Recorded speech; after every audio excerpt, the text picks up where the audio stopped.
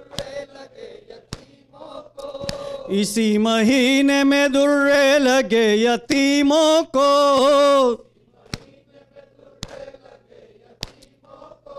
ہر ایک پھول لہو میں بھرا نظر آیا.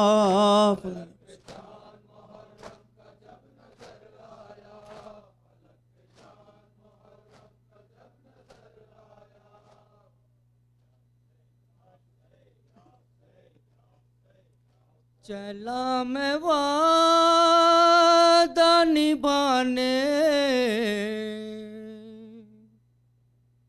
چلا میں وعدہ نبھانے، سلام ماں کے مزار، سلام نانا کے روزے، سلام ماں کے مزار، سلام نانا کے روزے، سلام نانا کے مزار، سلام نانا کے روزے، سلام ماں کے مزار. میں تیرا دین بچاؤں گا اے میرے نانا، میں اپنا خون بہاؤں گا اے میرے نانا. حسین جاتا ہے مرنے،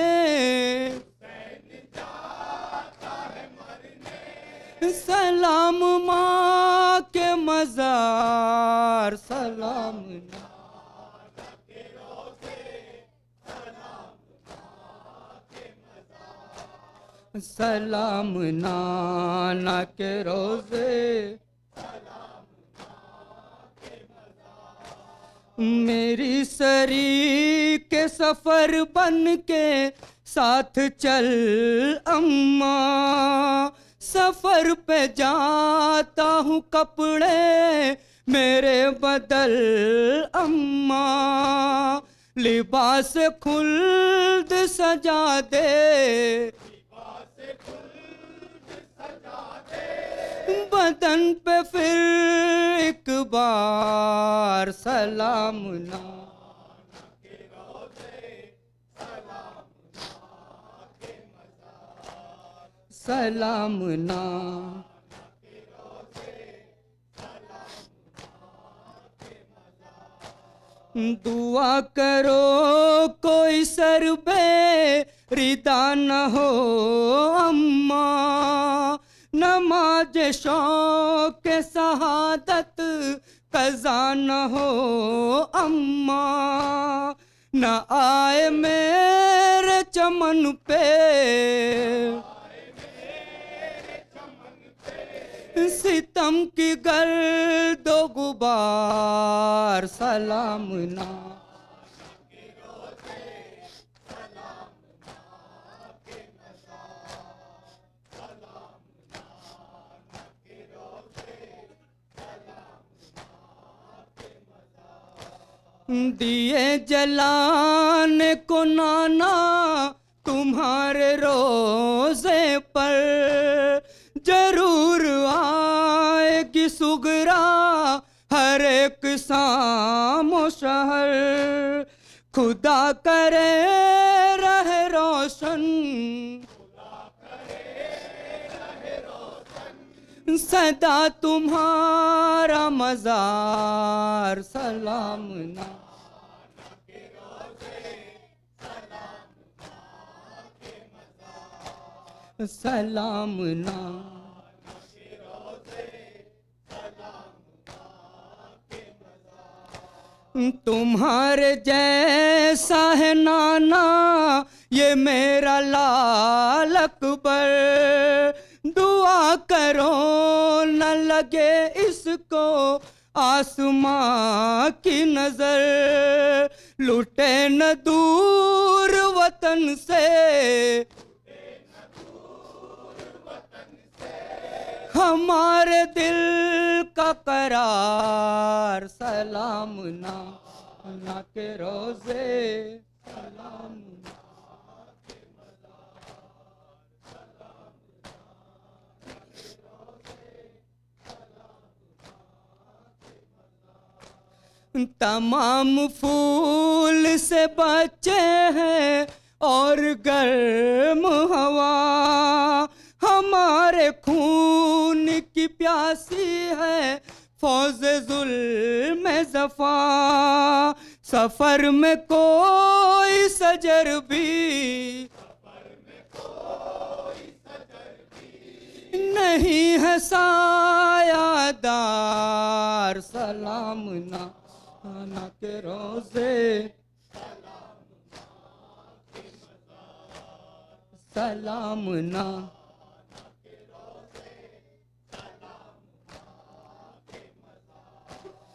ہاں ایک پھول تو ایسا ہے جو کھلا بھی نہیں نہ پائے پانی تو کر سکتا وہ گلا بھی نہیں وہ جس کے ذہن سے آتی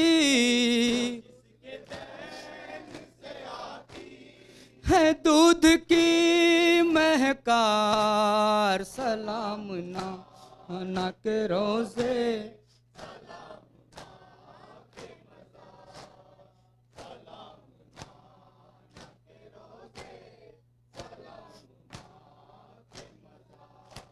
میری سکینہ کہاں اور سفر کے بند کہاں زمین گرم پہ چلنا اسے پسند کہاں قدم وہ پھول سے نازک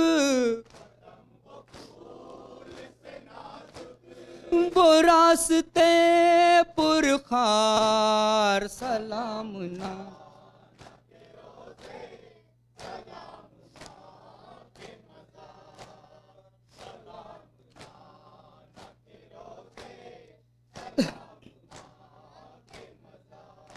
یہی ہے سرور و ریحان زندگی کا صرف کبھی زیارت کربو بلا کبھی ہے نزف انہی فضاؤں میں آتی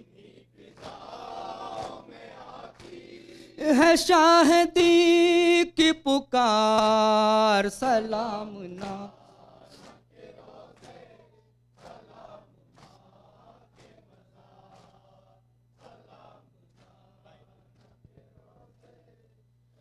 ماں کی نظریں ڈھونڈ رہی ہے خیمے کے در سے اپنا چاند ڈوبتے سورج تجھ سے پہلے دیکھ کے ڈوبا کس کا چاند آؤ اے آکاش کے تاروں اب تو کربل نگری میں دیکھو لہو میں ڈوب کے چمکا دیکھ کیسا ننھا منا چاند ڈوبتے سورج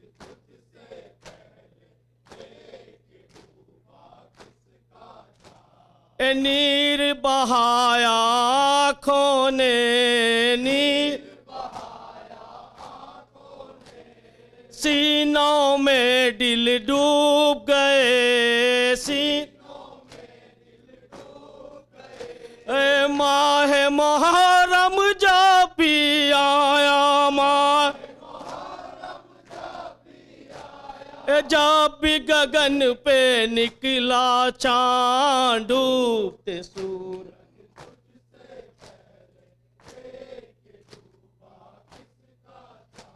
اے کربل اے کربل اپنے اے باغ پہ تو اترائے جا باغ اے مکہ مدینہ جس کو ترسے مکہ تو نے پایا ایسا چاند ڈوبتے سورج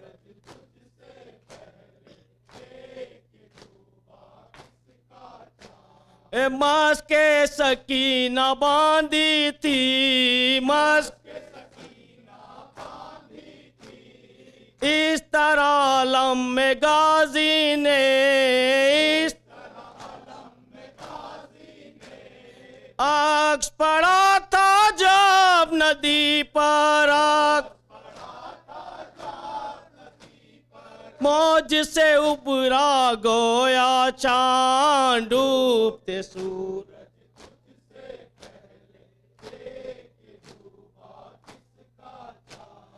آہ یہ کس کے سینے پر برچھی کا پھل ٹوٹا ہے کہتی ہے وہ کوٹ کی رانی کہتی خون میں ڈوبا میرا چاند ڈوبتے سورج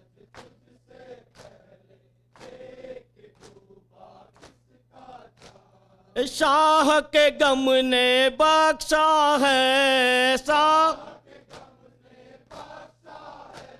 تربت کا اجالا ہم کو ریاض ماتم کا یہ داغ نہیں ہے ماتم کا یہ داغ نہیں ہے سینے پہ ابھرا گویا چاند ڈوبتے سورج تجھ سے پہلے دیکھ ڈوبا حسین محمد والے محمد صلوات بسم اللہ الرحمن الرحیم السلام